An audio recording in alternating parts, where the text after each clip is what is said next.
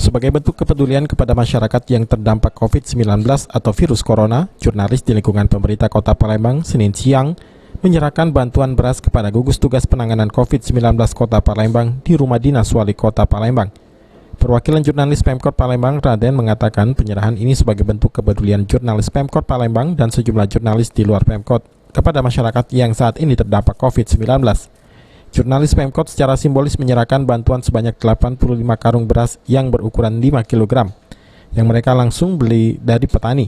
Diharapkan bantuan tersebut dapat membantu penanganan COVID-19 di Palembang. Hari ini kita memberikan bantuan beras yang merupakan donasi dari kawan-kawan wartawan.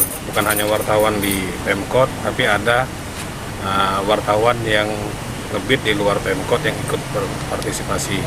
Ini bantuan yang kita berikan adalah beras yang langsung kita beli dari petani.